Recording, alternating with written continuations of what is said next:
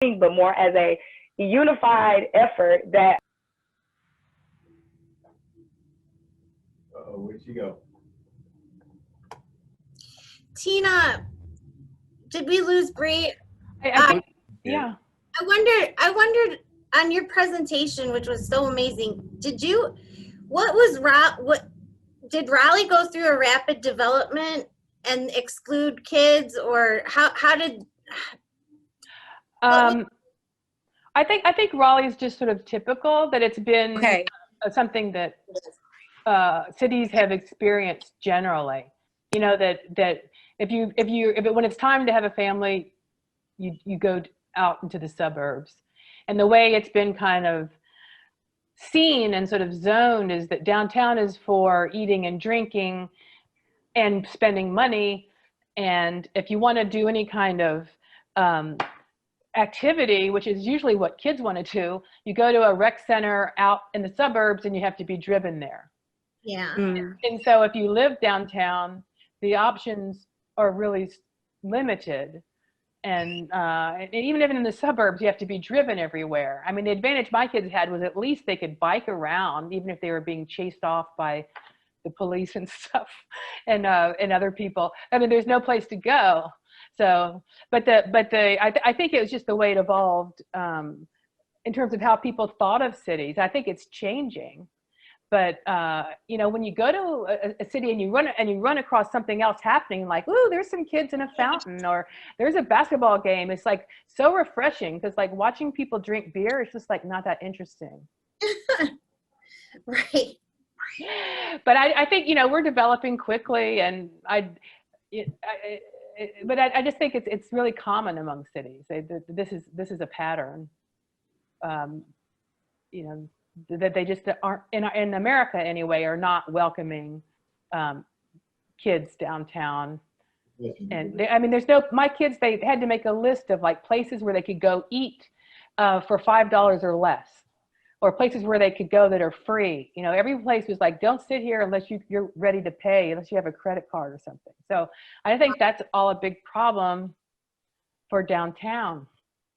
I think this is a good segue into our presentation and then Madeline's, does that make sense if we go and kind of take this, because I'll go ahead. If Monica, can you make it so I can share? Yes. Okay.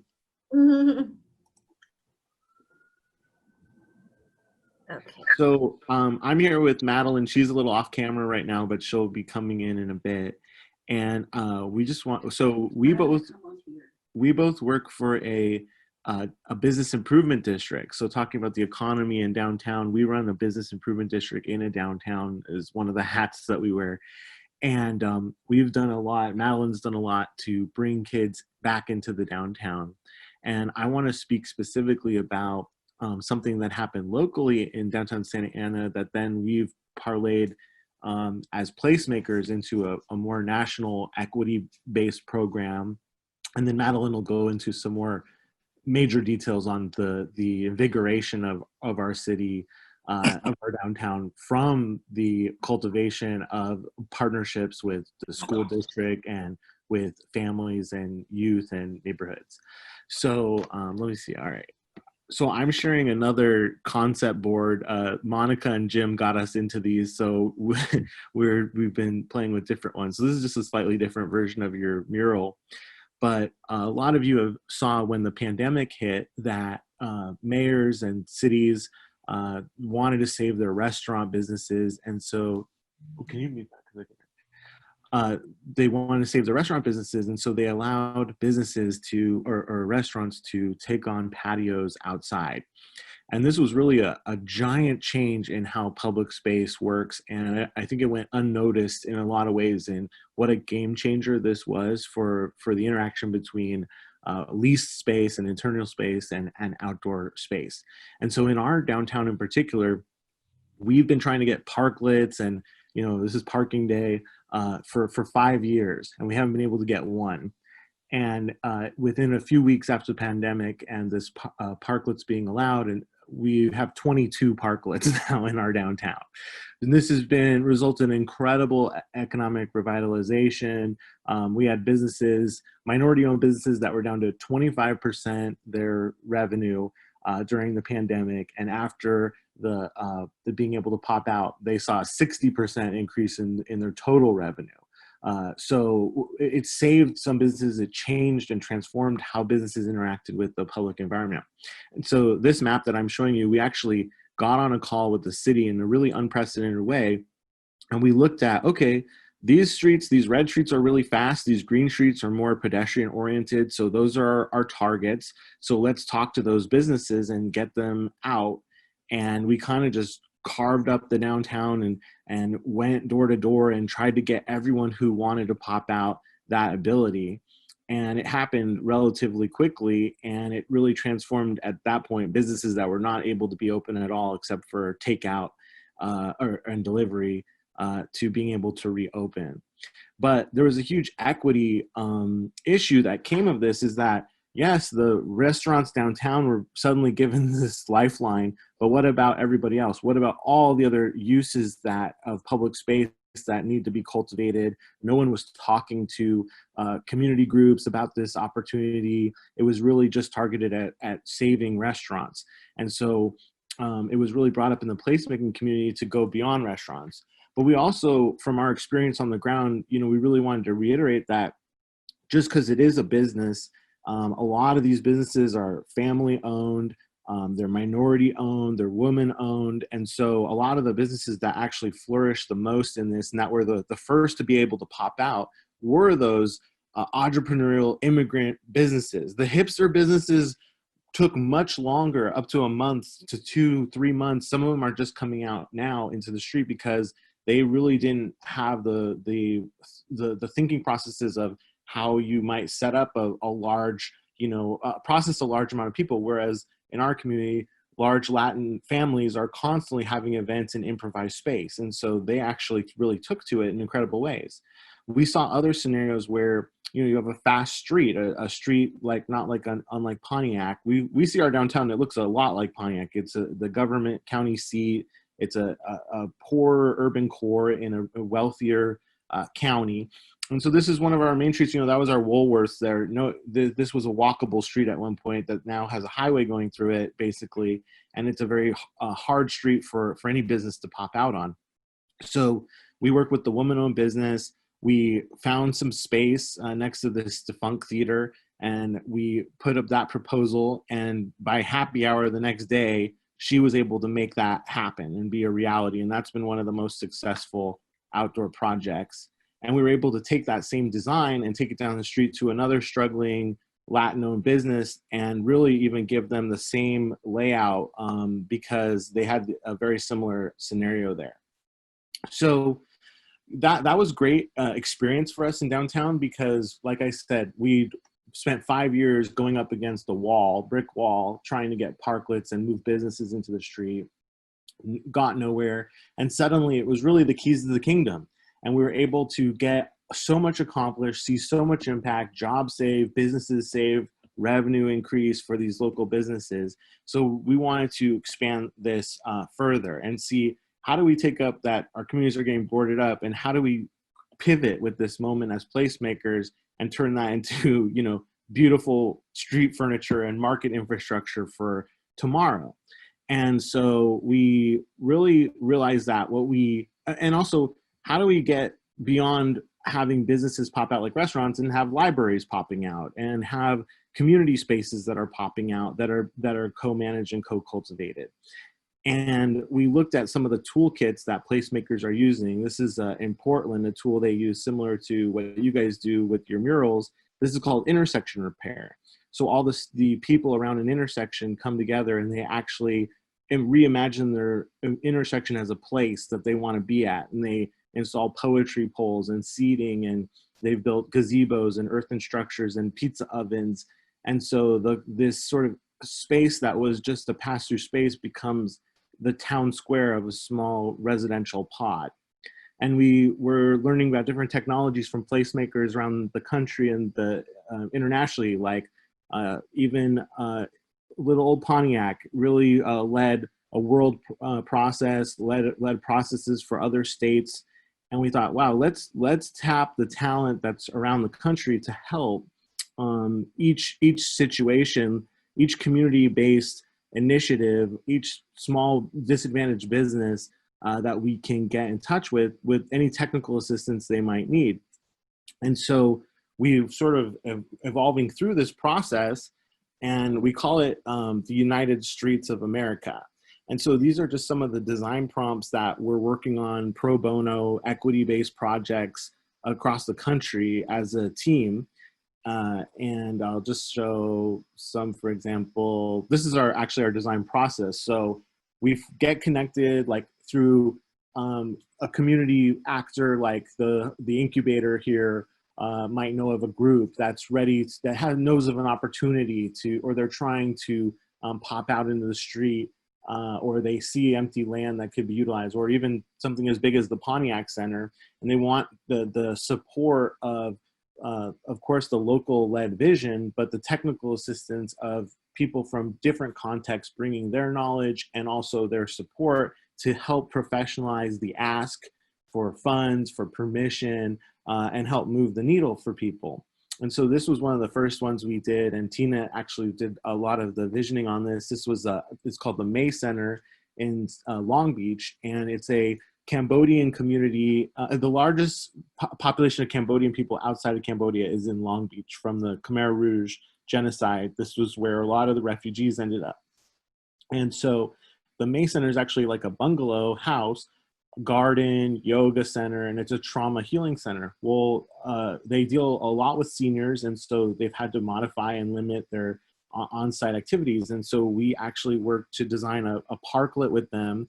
It was really fun because there was a lot of cultural touches, like the small little chairs you might see in Vietnam or Cambodia, the hammocks that you see all over Cambodian farms, and then the way that the site was reutilized, as there was a design metaphor aspect, and then there's a multifunction aspect. And so that group, the May Center, now has a whole document and funding packet that they've been able, and we also help them understand the opportunities locally for funding and the permitting of this.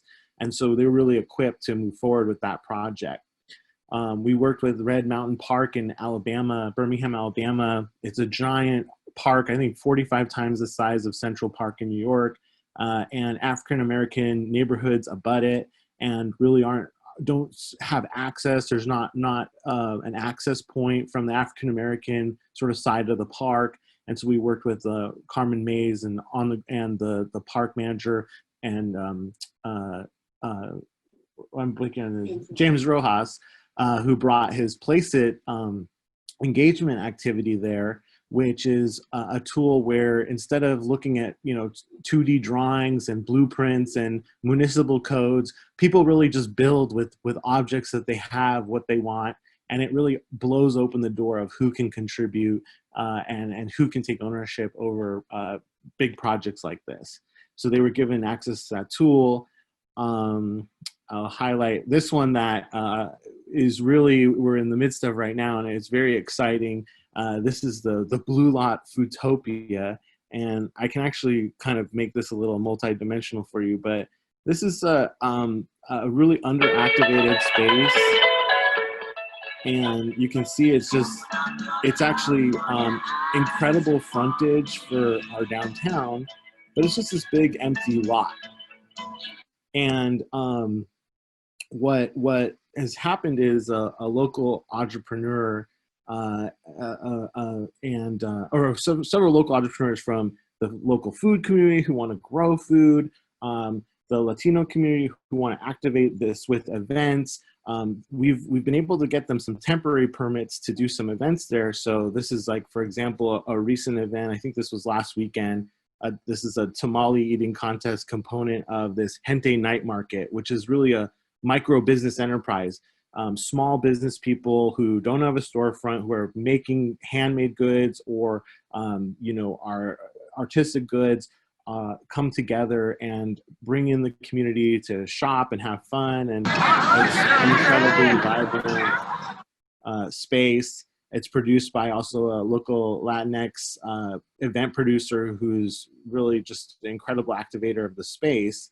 And so they're looking at and need a way to express some of the details of what they're doing there in order to get the full clearance they need in order to operate at the scale that they could operate. The amount of economy that they're building for very, very small enterprises is unprecedented in the 5-6 years we've been downtown, but they don't have the tools to necessarily communicate their vision and how they could invest and grow this into the next big thing.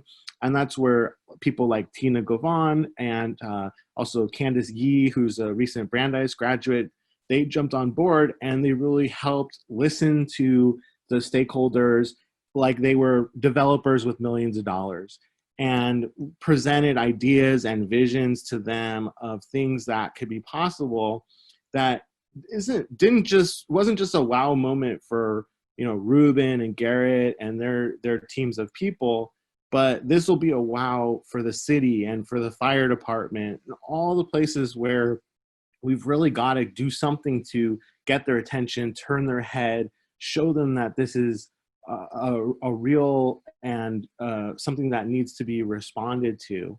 And so we're really excited to see these projects all across the country get a level of support.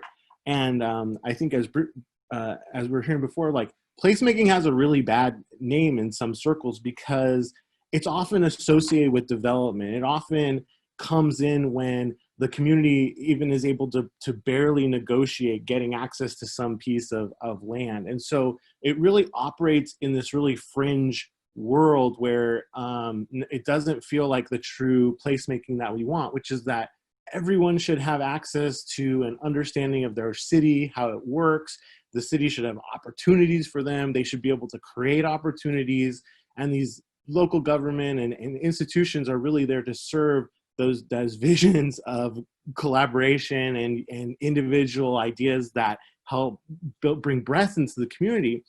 And a lot of us work in that system. We're all a little frustrated, but we show up and we get things done. And over a period of a long time, you can accomplish a lot. But what we're learning is by sharing the load a little bit across context, meaning when downtown Santa Ana helps Raleigh a little bit, and when Raleigh helps the people in, you know, Pontiac a little bit, that we're able to really elevate things much, much quicker, make discussions more imperative, get permissions and funding faster. And so that's really the goal. And so, you know, we just want to iterate that Placemaking US and our network is really here taking the, taking the follow to the amazing work that the incubator is doing and that all the people working to help improve things around the Phoenix Center and downtown Pontiac are doing. And so we're going to switch now into our specific context, again, of downtown Santa Ana. Yeah. Oh, well, Madeline wants to jump in here for 1 second before we do that. So Ryan just shared that situation, but what he forgot about this whole thing with the guys who are working on the blue lot is that it's actually a pop-up that started, an African-American business that started in this blue lot, ended up getting a incubator space in downtown to build its restaurant, which is a vegan restaurant specific. Then it got a space in another area of our downtown to have a full restaurant for the first time, even though it was small. And now it has a full brick and mortar. That group wants to go back to that same blue lot where they got started so other businesses can incubate out of that space in the exact same way. And they're one of so to me, there's more to this because there's a series of pipelines. And when we talk about pipelines and we go into the next thing about children, we are seeing all different levels of how we can build these kinds of pipelines into. Yes. Yeah. So it said, what did it say? Design mutualism. Well, so, and then you're going to get really into, we really need to spin off that really quick. Jim's like jumping around back here with. Wow. We got to jump in Jim. Autocatalytic mutualism is the new word he's just learned from this book, Design Unbound.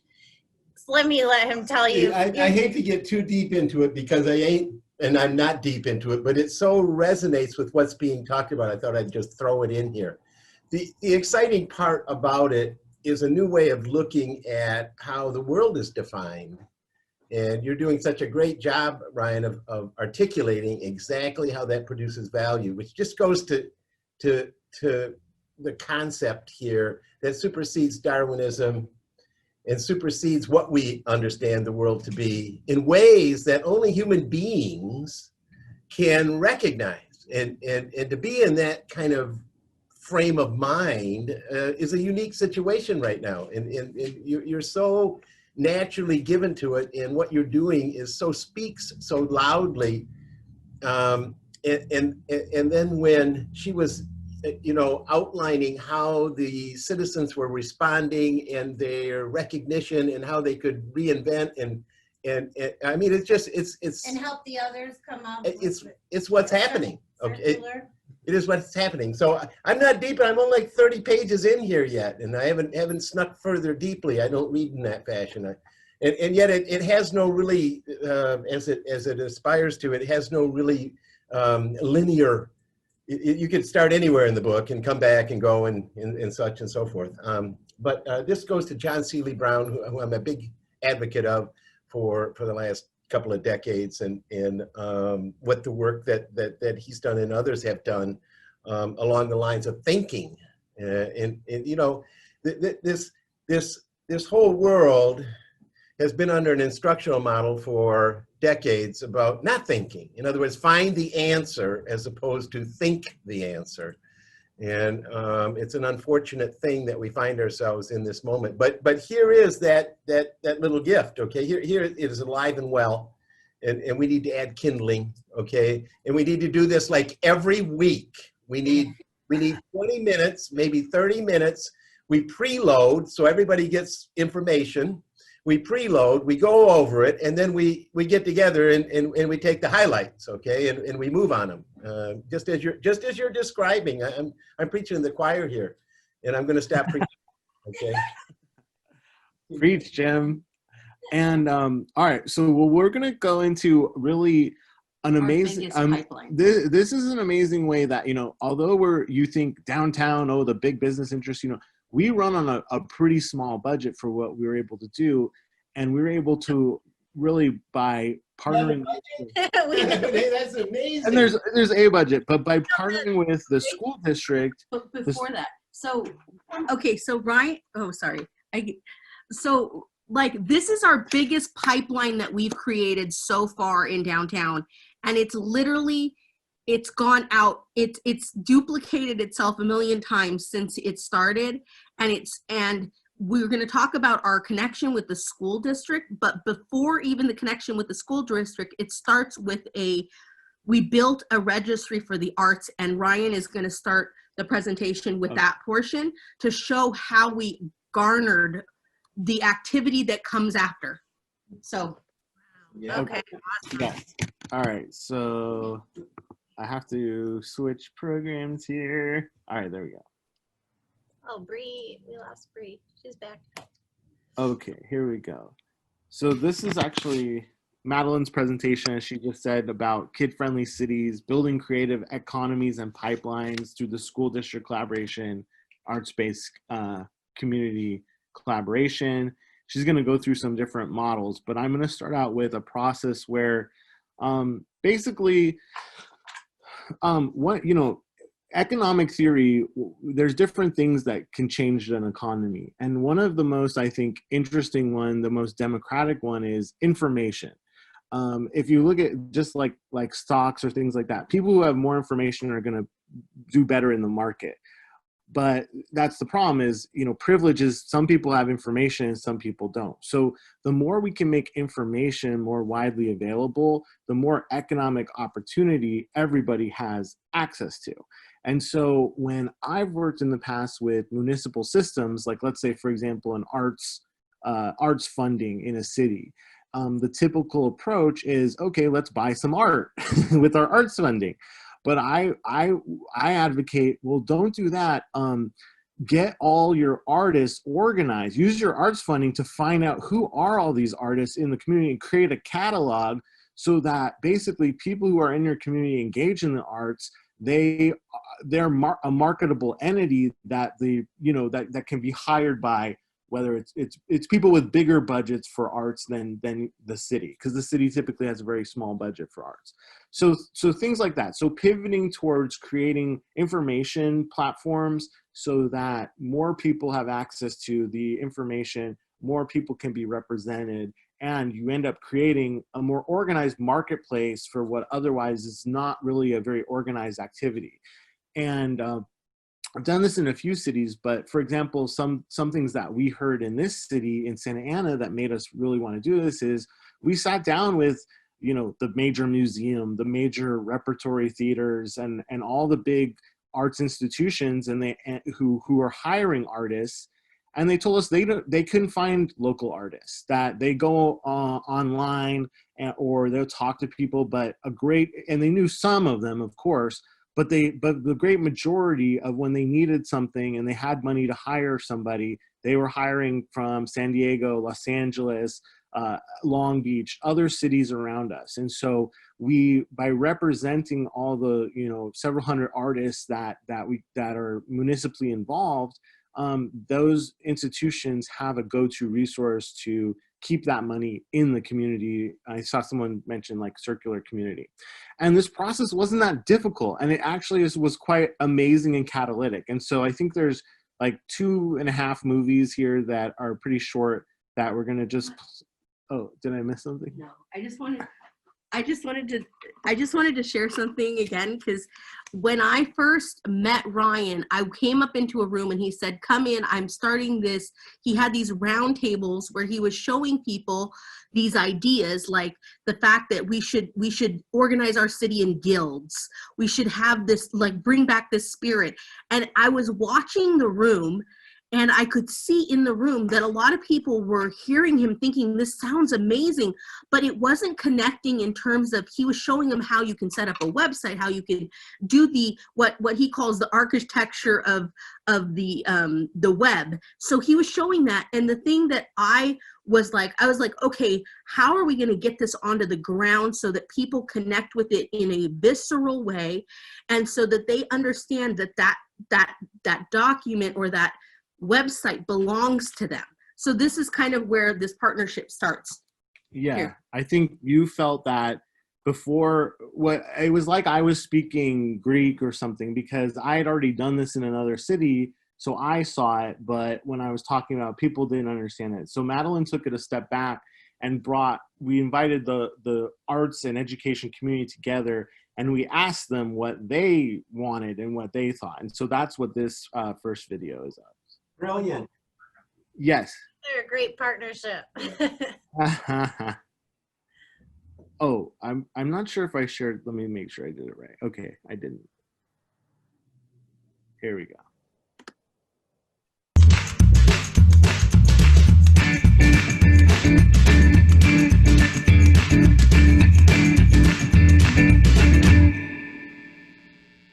We're here at the Santa Ana Arts Roundtable happening right behind me. This is really exciting. It's finally a chance for the whole arts community to come together, start tackling big objects together and working together. Right now, everybody is talking about how we can create a more equitable art scene so that everyone, even students, can be a part of what's happening downtown and throughout the city. I think events like this are important because everyone can sort of collectively take a 3-hour stretch off to say, we can all come together now, we're all going to be in the same room, we're going to move around, and it's exciting. It's exciting because at the end of the day, we're all really passionate about what we're doing.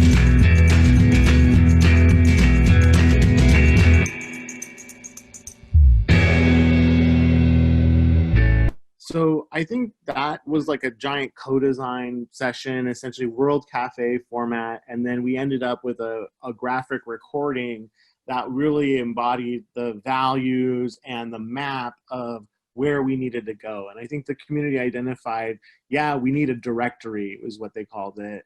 We need an asset map, like where is everything? You know, where do we learn? Where do we meet? Where's the poetry night? You know, how is that all organized? And then there was some other stuff as well that, yeah, the registry is the directory.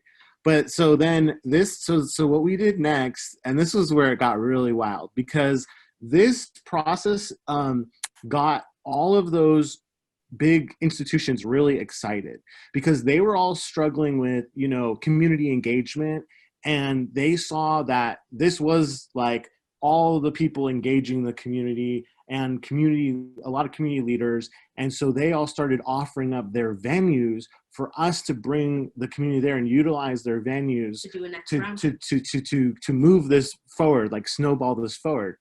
And it happens that, like, I mean, one of the largest cultural institutions on the West Coast is right on the border of our city, and they offered up, like, it's a campus of art spaces, and they offered up their giant theater and their this gallery and that. And I kind of was like, it was a very artistic moment, and I had a vision to use their lobby. And so we utilized their lobby for this process of bringing 300 artists from the community, and we essentially scan them, we digitize them to build the directory that they asked for. So you had artists, for example, showing up who maybe they're professional working artists, they had their digital portfolio, they had their professionally written bio, and we just sent them up to the 5th floor of it was like 5-floor lobby, 5th floor of the lobby, and they just enter it into the computer. But if they didn't have their portfolio, or they didn't have their photo, or they didn't have their bio written, oh, you need to go to bio writing on 3. Bing, sent them up, and the lead writer for the local alt weekly, the art writer, was there to help them with their bio. The library set up their whole art shelves. They moved all the books into this space. We had the school photographers, you know, that do the yearbook photos. They were on like the 2nd floor. So if you didn't have your bio photo, you went up there, you got your bio. So people were triaging through this building. We even had a whole relaxation floor with like meditation space and massage, and of course food and drink and all that. And so this kind of shows, and there's a giant 14-foot map of the city at the bottom of this, where we gave people Legos and said, you know, where'd you learn art? Where did you work? Where do you work? Where do you play? And so they built up like a heat map, an analog heat map of our art scene in the city. Oh, and then there was another floor where we had built the basic website with all the information as well, that the index of all our art scene.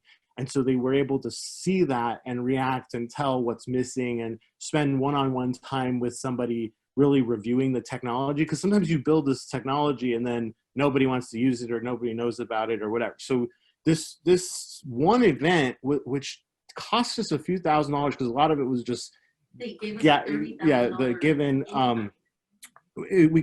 13 or 14 gigabytes of data that day into the system. And we were able to build the system basically from just that one engagement event. So here's that event, which, wait, I forget if I shared this one. Yeah, there it is. Okay.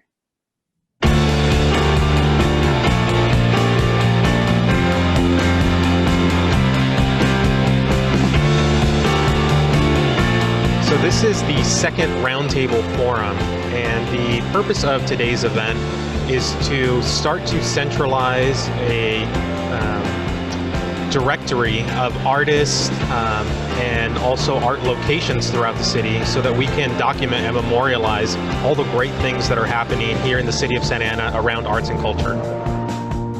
Today is amazing. Today we finally get to have all of these groups of people and all of these incredibly talented individual artists come out and meet each other, connect, be able to put themselves on a map and make their own mark and create their own artist statement, and really sort of see how they can contribute to the city. We are trying to provide a platform for organizations like ourselves and many other Santa Ana arts organizations to connect with local artists, and for those local artists to connect with us. You can see Santa Ana has 6 wards. I represent one of them, Ward 6, and we have 7 commissioners representing all of Santa Ana. So we want to find out who our constituents are, what areas they're located in, so that we can designate services to better support their artistic practice in our city. And it's something that's very needed. In the Artist Village in Santa Ana, a lot of the focus has been gone from the artists, and it's been more like restaurants and nightlife, and it's time to get back to what an artist village is. So this registry hopefully will help the artists support themselves. We want to make sure that we can find and connect with local artists when there's opportunities to hire them, to provide work for them, and then ultimately to contribute economically to the city of Santa Ana. 3 things we wanted to see happen, which were to create an artist registry, have a website of resources that can connect us all together, and this asset map that shows who's who and everybody's represented. So today is a working meeting to create those things. All of us need art in our lives. There's art anywhere you look. There's art and there's artist influence. And so we have to find a way to keep the artists working and to find ways so they can show their work and it can be appreciated. It's very important that artists support one another, and there are a lot of resources out there, but if you don't know about them and you can't communicate with them, you can't do the creative problem solving that us artists are famous for. This will allow us to really use our creativity and get the arts elevated to a whole new level. This event is going to be a catalyst, and it's going to create a lot of forward momentum and energy, and all of that energy is really, really going to be useful and instrumental as we go forward in implementing the master plan and working together to build collaborations and communications between organizations and people that may not have known that they existed in the same space. It's just bringing everybody together so we're not alone and isolated, just trying to figure out and reinvent the wheel. We might have someone that can help us that's been here forever, we just never knew. So I think it's just tremendously positive. Today is pretty essential to just the art revolution in Santa Ana for us to go forward and proceed with our vision of what art is and what we envision Santa Ana's future to be.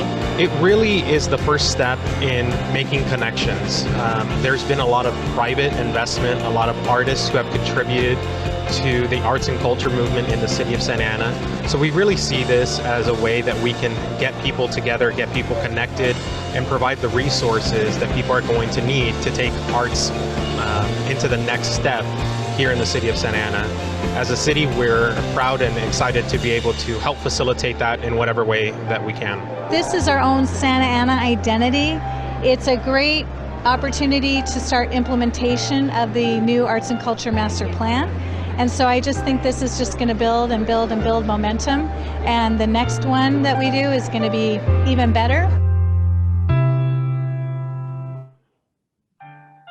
Wow, that was cool. Watching that video, I actually remember that did cost a lot of money. But just because of different things that we did specific to like random things. So, but anyway, that was a lot of fun to work on all that stuff. And there's so much energy, and this stuff is real. It really results in big changes for a lot of people's lives and a lot of the urban fabric. So it's gonna keep going, but I'm gonna turn it over to Madeline at this point. Great.